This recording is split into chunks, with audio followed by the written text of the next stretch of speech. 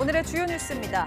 국제노동기구 ILO가 한국 정부에 전공의 업무 개시 명령과 관련한 의견을 요청하는 서한을 보냈습니다.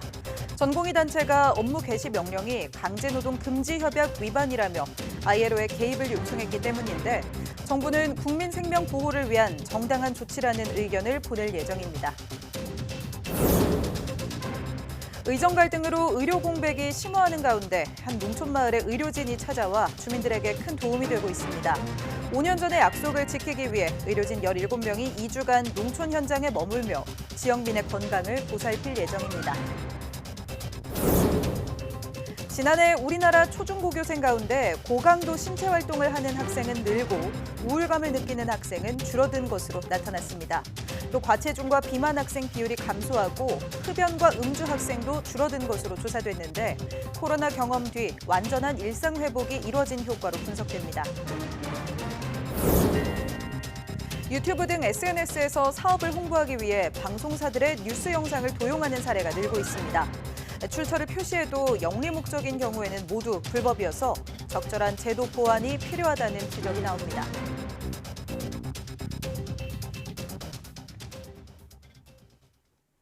여러분 안녕하십니까? 사이언스 투데이 시작합니다. 전공의 단체가 정부의 업무 개시 명령이 강제노동 금지 협약 위반이라며 국제노동기구 ILO에 개입을 요청한 데 대해 ILO가 한국 정부에 의견을 요청하는 서한을 보냈습니다. 고용노동부는 대한전공의협의회가 정부의 업무 개시 명령이 ILO 29호 강제노동협약 위반이라는 이유로 의견 조회를 재요청한 것에 대해 ILO 사무국이 28일 정부 의견을 요청하는 서한을 보냈다고 밝혔습니다. 고용노동부는 업무 개시 명령은 국민 생명 보호를 위한 정당한 조치로서 협약 예외에 해당한다는 의견을 적극 개진할 것이라고 설명했습니다. 인턴 레지던트 단체인 대전협은 지난 13일 정부의 전공의 업무 개시 명령이 ILO 협약에 위배된다고 주장하며 ILO에 개입을 요청하는 서한을 보냈습니다. ILO는 당초 요청 주체가 정부나 노사단체가 아니라는 이유로 개입 요청 자격이 없다는 회신을 한 차례 보냈고 이에 대전협 측은 대전협이 전공의들을 대표하는 유일한 단체라는 설명을 첨부해 지난 15일 개입을 재요청했습니다. 전국 40개 국공립대 교수회 회장들이 정부의 의과대학 2,000명 증원 방침을 재검토하고 의료계도 국민을 위해 대화에 적극 참여해야 한다고 촉구했습니다. 전국 국공립대학 교수회 연합회 공동회장단은 성명을 내고 의대 증원은 상호 대화와 설득, 건전한 토론을 통해 합리적인 결론을 내야 하는 중요한 국가 정책임에도 의정이 극한 대립으로 국민의 건강권을 위협하고 있다며 의정 대화를 촉구했습니다. 국교련은 지역의료의 문제점과 필수 진료 부족, 의료교육의 인프라를 고려할 때 정부와 의료계의 주장 모두 수긍이 간다면서도 정부가 2,000명 증원 원칙을 성역화하면 의료계와 대화할 수 없고 결국 한국 사회를 나쁜 방향으로 몰아버릴 거라고 지적했습니다. 의료계를 향해서도 새로 선출된 대한의사협회장이 대통령 사과와 주무장차관의 파면 없이 대화할 생각이 없다고 해 사태 해결을 더 힘들게 하고 있다며 의사의 강경 대응을 비판했습니다. 의대 정원 문제로 빚어진 의정 갈등이 이어지며 진료 차질 역시 커지고 있습니다. 특히 공중보건이 차출이 이뤄진 농촌 지역에서는 더 큰 부담이 되고 있는데요. 어려운 상황 속에서도 농촌 마을과 맺은 진료 봉사 약속을 지킨 의료진들이 있었습니다. 홍성욱 기자가 취재했습니다. 농촌 행정복지센터 회의실이 진료실로 변했습니다. 평소에도 아픈 곳이 참 많았던 어르신들. 의사가 왔다는 소식에 한 걸음에 달려왔습니다. 다리가 아파서? 네. 다리 저리고 그런 건 없는데? 진료가 끝이 아닙니다. 기력 없는 어르신들에게는 영양주사를 놔드리고 우리 수행 맞다가 혹시 숨차거나 불편한 거 생기시면 바로 말씀하세요. 근육통에 시달리는 어르신들을 위해서는 물리치료사가 팔을 걷어붙였습니다. 아버님 평상시에 자세가 좀 굽어 계셔요. 그래서 혼자 계실 때 지금 제가 이렇게 하는 거 있죠? 치료를 마친 뒤 약도 챙기고 세심한 설명도 잊지 않습니다. 감기 기능이 좀 안 좋다고 나오셔가지고 선생님이 간장약을 좀 주셨어요. 술도 안 먹는데. 술도 안 먹는데 근데 이제 과일이나 이런 거 많이 먹고 이래도 좀 그럴 수 있어요. 의료 서비스가 늘 부족한 농촌마을. 전공의 파업과 교수사직, 이에 따른 보건지수 공보위 차출 등이 이어지는 가운데 진료받기는 더 어려워졌습니다. 그런 마을에 의료진이 직접 찾아오면서 주민 얼굴에는 웃음꽃이 피었습니다. 기분 좋게 지금 물리치료를 받고 되고 나왔습니다. 하여간 의사 선생님들한테 고맙다는 말밖에 할 게 없어요. 농촌 진료봉사는 수년 전 맺은 약속 때문이었습니다. 지난 2019년 서울 아산병원이 강원도 홍천 지역 진료봉사를 하기로 했는데 코로나 사태로 기한 없이 연기됐다가 이번 의정 갈등 사태에도 잊지 않고 마을을 찾았습니다. 정형외과와 내과 전문의는 물론 간호사 등 의료진 17명이 이틀간 상주하며 어르신들을 살폈습니다. 인력 문제도 많이 있기는 했는데 이렇게 시골에 와가지고 어르신분들 봉사하는 마음으로 오게 되었고 와서 이렇게 도와드리고 하니까 너무 마음도 따뜻해지고 저희도 뜻깊은 시간이 된 것 같아서. 출구를 찾지 못하는 의정 갈등 속 이뤄진 진료봉사. 어려운 시기에 수년 전 약속이 지켜지면서 주민 감동은 2배가 됐습니다. YTN 홍석입니다. 코로나19 사태가 종식된 뒤 초중고교생 건강 지표가 전반적으로 개선된 것으로 나타났습니다. 교육부와 질병관리청이 내놓은 2023년 학생 건강검사 표본 통계와 청소년 건강 행태 조사 결과를 보면 지난해 고강도 신체 활동을 하는 학생은 늘고 우울감을 느끼는 학생은 줄었습니다. 또 학생들의 평균 신장은 최근 2년 발달 정도와 유사했지만 과체중이나 비만 학생 비율은 29.6%로 전년 대비 0.9%포인트, 2년 전보다는 1.2%포인트 감소했습니다. 또 청소년 흡연과 음주 비율은 전반적으로 감소한 반면 주 3일 이상 고강도로 신체 활동을 하는 비율은 남녀 학생 각각 4.8%포인트, 3.3%포인트씩 늘었습니다. 우울감을 경험한 청소년은 남자 21.4%, 여자 30.9%로 전년 대비 2.8%포인트와 2.6%포인트씩 줄었고 특히 고등학생의 우울감 감소폭이 컸습니다.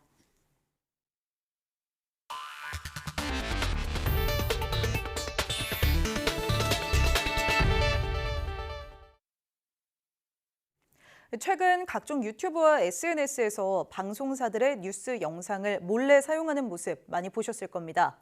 사업을 홍보하기 위한 계정을 운영하면서 도용한 뉴스로 조회수를 올리는 등 영리 목적이 있을 경우엔 모두 불법이라 주의가 필요합니다. 권준수 기자가 보도합니다.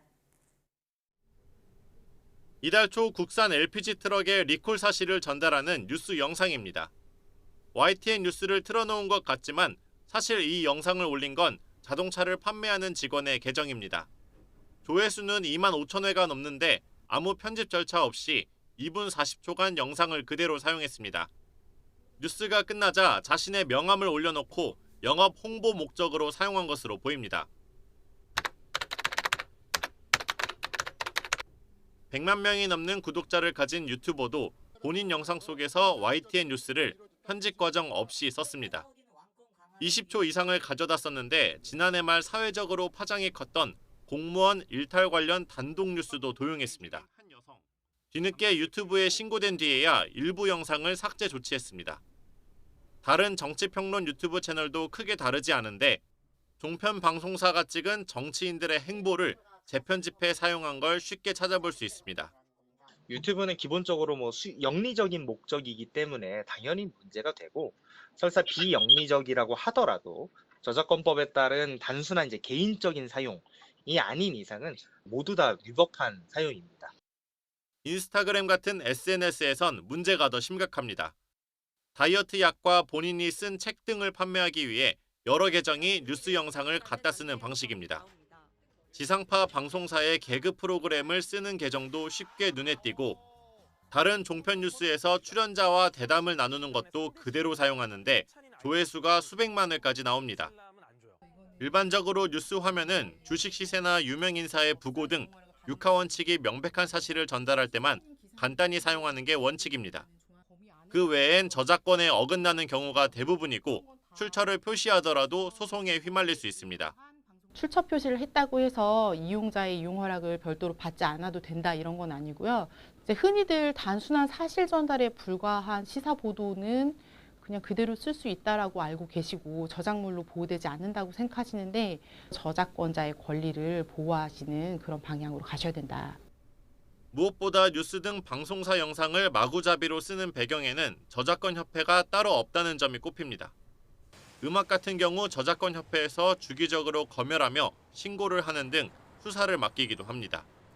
때문에 뉴스 저작권에 대한 인식 개선과 함께 사각지대를 없애기 위한 제도적 장치가 필요하다는 지적이 나옵니다. YTN 권준수입니다. 반도체 업황 개선에 힘입어 산업 생산이 넉 달 연속 증가했습니다. 설비 투자도 10% 이상 늘면서 경기가 회복되는 흐름입니다. 하지만 소매 판매는 3.1% 감소했습니다. 보도에 오인석 기자입니다. 2월 반도체 생산이 4.8% 증가하며 제조업 생산 증가를 이끌었습니다. 제조업 평균 가동률은 74.6%로 1년 7개월 만에 최고치를 기록했습니다. 기계 장비도 10% 넘게 늘며 광공업 생산은 3.1% 증가해 3개월 만에 플러스로 전환했습니다. 서비스업도 숙박 음식점업 호조에 힘입어 0.7% 증가했습니다. 산업 생산은 지난해 11월 반등한 이후 4개월 연속으로 증가세가 이어졌습니다. 설비 투자는 10.3% 늘며 9년 3개월 만에 가장 높은 증가폭을 기록했습니다. 반도체 업체의 고성능 시설 투자에 따른 장비 도입이 확대됐고 탱커 선박과 주요 항공업체 대형 기체 도입 등 운송 장비 투자도 늘었습니다. 반면 건설 투자는 토목과 건축이 모두 조정되며 1.9% 소폭 감소했습니다. 내수 부진 흐름 속에 소매 판매는 3.1% 줄었습니다. 음식료품과 화장품 등 비내구재 소비가 4.8%, 통신기기와 가전제품 등 내구재도 3.2% 감소했습니다. 통계청은 전반적인 지표는 좋지만 소비가 그만큼 따라가지 못하는 상황이라고 설명했습니다. 2월의 소매 판매를 봤을 때는 2월 상순 쪽에 그 설이 들어 있었기 때문에 소비가 1월, 2월 좀 분산된 경향은 좀 보여지는 것으로 보입니다. 현재 경기를 보여주는 동행지수 순환변동치와 향후 경기를 예고하는 선행지수 순환변동치는 한 달 전보다 모두 상승했습니다. 정부는 제조업 생산과 수출 중심으로 경기 회복 흐름이 더욱 뚜렷해지고 있다고 평가하면서 민생과 내수 취약 부분의 회복세 확산에 정책 역량을 집중하겠다고 밝혔습니다. YTN 오인석입니다. 컨테이너선 충돌로 붕괴한 미국 볼티모어항의 대형 교량 철거 작업이 본격화하고 있습니다. 미 당국은 교량 잔해 제거 등을 위해 크레인을 실은 대규모 바지선을 볼티모어항 쪽으로 이동시키고 있습니다. 철거 작업은 미 해군 인양부대가 주도하고 있으며 최대 1,000톤을 들어올릴 수 있는 대형 바지선 등이 투입됩니다. 인양부대는 물속에 있는 교량 부분을 제거하고 인양하는 것을 지원할 예정입니다. 메릴랜드주는 이와 별개로 철거와 재건 작업에 필요한 긴급자금 6천억 달러, 우리 돈으로 약 810억 원을 연방정부에 요청했습니다.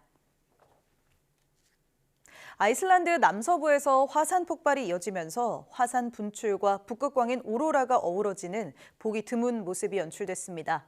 현지 시각 28일 지난해 12월 분출했던 아이슬란드 남서부 레이캬비크 반도 그린다비크 화산이 몇 차례 붉은 용암을 토해냈습니다. 동시에 이 화산 분출구의 상공에는 신비한 초록빛의 오로라가 일렁거렸습니다. 그린다비크는 아이슬란드 수도 레이캬비크 남서쪽 50km경에 있는 해안 도시로 인구는 3,800여 명 정도지만 현재는 모두 마을을 떠나 대피한 상태입니다. 이곳에서는 지난해 12월 분화 이후 용암이 덮치지 않게 하기 위해 마을과 지열 발전소, 블루라군 관광명소 주변에 방어벽을 설치해 왔습니다.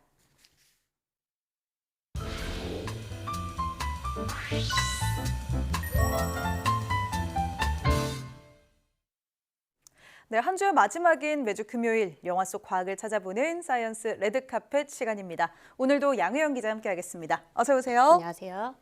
네, 또 주말 사이에 어떤 영화 우리가 보면 좋을까요? 네, 오늘 준비한 영화는 오랜만에 한국 영화로 준비했습니다. 댓글 네. 부대를 보도록 하겠습니다. 요즘 한국 영화 분위기가 좋습니다. 이 댓글 부대가 파묘를 이기고 1위에 올랐다가 또다시 파묘가 지금 1위를 탈환했더라고요. 네, 맞아요. 네. 우선 이 댓글 부대 영화의 주인공이 사회부 기자인 임상진 기자입니다. 네. 이 기자에 대한 이야기를 다룬다라고 생각하실 수는 있겠지만 이 주인공인 임 기자가 우연히 대기업의 횡포로 빚더미에 앉게 된 중소기업의 폭로를 듣고 이걸 단독 기사로 쓰게 됩니다. 하지만 다음 날 연예인 마약 사건이 터지면서 본인의 기사가 뒤덮이고 큰 빚을 보지 못한 채 그저 그냥 묻혀버리게 되나 이렇게 했거든요. 그런데 갑자기 인터넷에서 분위기가 갑자기 뒤바뀌더니 이 기사가 오보라는 오명을 얻게 되고요. 여기에 취재원, 그러니까 중소기업의 사장이었던 분이 이 극단적인 선택을 하게 되면서 최악의 상황에 빠지게 됩니다. 정직을 당하고 어찌하지 못하던 중에 자신의 기사가 오보가 아니고 여론 조작을 당한 거라는 익명의 제보를 받으면서 사건이 새로운 국면을 맞이하게 되는 거거든요.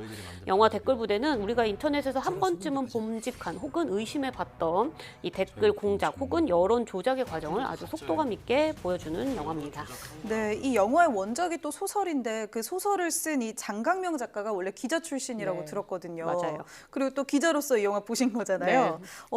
어떻게 보셨는지 좀 궁금하고 진짜 이 댓글 부대 좀 현실적인 이야기를 담고 있는지도 궁금합니다. 네. 우선 이 영화의 초중반의 속도감이 굉장히 높고 사실감이 좀 높다고 느껴질 만큼 이제 영화가 좀 몰입감이 있습니다.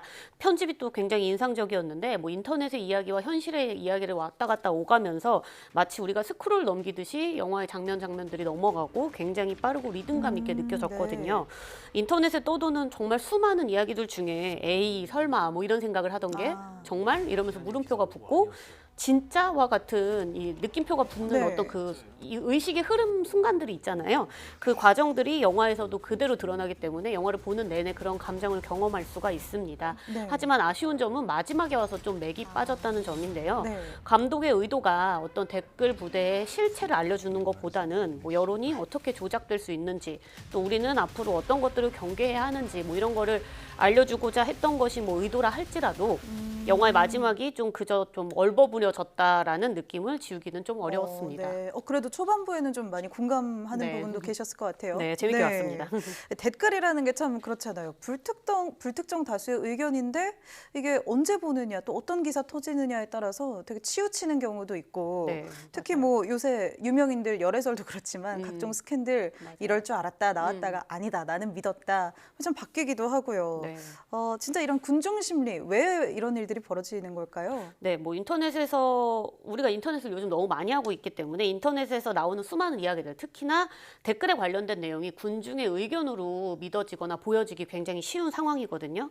그리고 또 사회적 동물인 인간은 어딘가에 항상 소속되어 있고 싶은 이런 욕구가 굉장히 크기 때문에 대세를 거스르지 않는 행동 혹은 선택을 하는 경우가 많게 되고요. 그런 것 같아요. 네, 이런 거를 우리가 동조 효과라고 부르기도 하거든요. 실제로 폴란드의 심리학자인 솔로몬 애쉬가 홀로코스트 기간 동안 일어났던 이 집단적인 비이성적 행동이 어디서 기인했는지를 알기 위해서 아주 유명한 동조 효과 실험, 그러니까 이른바 선분 실험을 진행을 하게 됩니다. 동조 효과요. 네, 제가 이 실험 내용을 잠깐 준비를 했는데요. 화면을 함께 보시면요. 지금 우선 왼쪽 선 먼저 시청자 보이시죠? 여러분들도 같이 보시면 좋겠네요. 네, 오른쪽에 세 개의 선 중에서 왼쪽 선하고 같은 게 무엇이라고 생각하시나요? 그건 뭐 딱 봐도 C 아닌가요? 네, 맞습니다. 정답은 당연히 C입니다.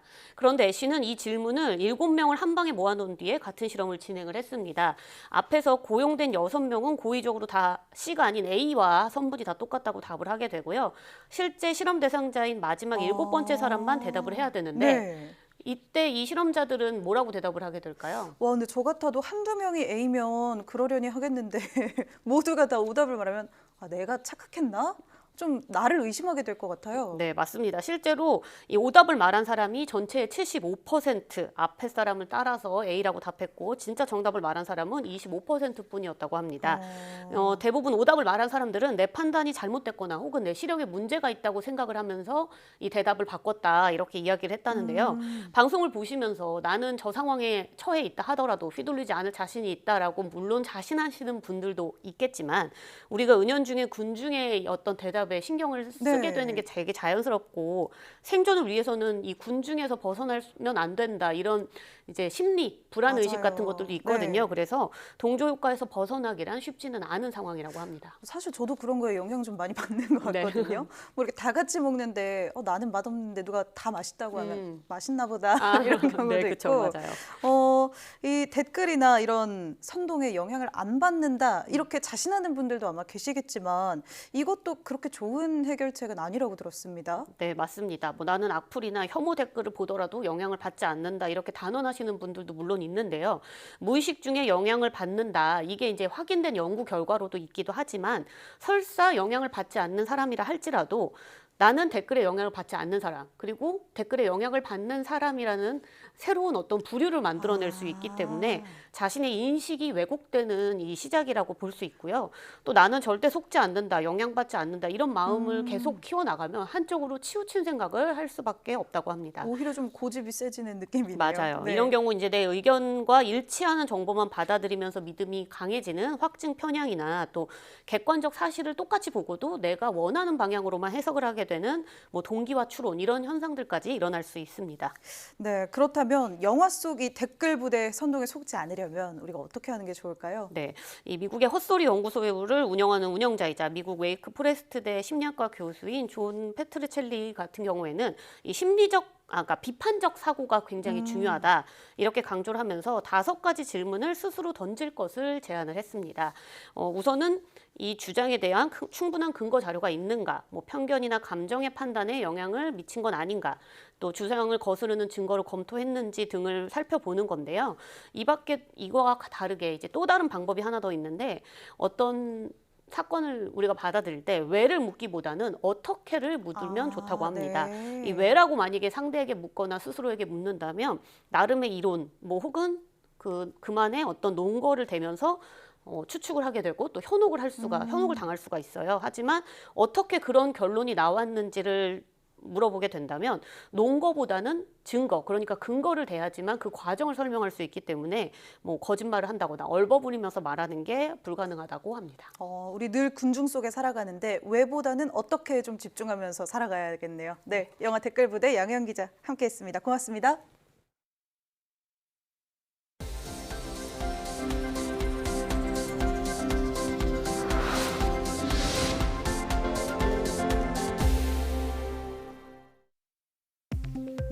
가뭄이 들면 논바닥이 갈라지는 것처럼 DNA 방막 위에 탈수 반응을 일으켜 원하는 대로 균열을 만들어내는 기술이 개발됐습니다. 카이스트와 미 코넬대 공동 연구팀은 연어에서 추출한 DNA 물질을 정렬한 뒤 3D 프린터를 이용해 DNA 분자를 원하는 방향으로 정렬시키면서 말려 얇은 막을 만들었습니다. 여기에 유기용매를 떨어뜨리면 끓는 점이 낮은 용매가 DNA 내 수분을 빼앗아가며 미세 균열이 형성되고 이를 원하는 방향으로 조절할 수도 있는 것으로 나타났습니다. 이렇게 만든 균열 구조에 친환경 온열 소재나 적외선 발광체 등을 넣으면 기능성 바이오 소재를 만들 수 있다고 연구팀은 설명했습니다. 개를 훈련하면 날숨의 냄새를 통해 외상 후 스트레스 장애 환자의 위험 상황을 조기에 파악할 수 있다는 연구 결과가 나왔습니다. 캐나다 델하우지대 연구팀은 개를 훈련한 뒤 트라우마 경험이 있는 환자들의 날숨 냄새를 맡도록 한 결과 스트레스 상황과 평온한 상황에서 내쉰 숨을 구분하는 것으로 나타났다고 밝혔습니다. 두 연구팀은 반려견 25마리를 훈련한 뒤 최종적으로 2마리를 선정해 숙련도를 높였고 이 개들은 마스크 조각에서 나는 냄새만으로 환자가 평온한 상태인지 스트레스를 받는 상태인지 90%의 정확도로 구분해냈습니다. 중국 연구진이 달 탐사선 창어 5호가 가져온 달 토양 입자에서 새로운 광물질을 발견했다고 현지 언론이 전했습니다. 중국 과학원과 마카오 과학기술대 등 공동 연구팀은 2mm 이하의 미세 운석과 충돌해 생긴 달 표면 분화구에서 티타늄을 함유한 침전 입자를 발견했다고 밝혔습니다. 분석 결과 이 물질은 세 종류의 티타늄 계열 광물인 것으로 나타났으며 이 가운데는 과거 천연 상태의 지질 시료에서는 발견된 적이 없는 물질도 있었습니다. 연구팀은 이 광물질이 우주 풍화의 산물이라며 달은 물론 태양계 내 다른 천체 표면의 우주 풍화 과정을 이해하는 데 단서가 될 것으로 기대했습니다.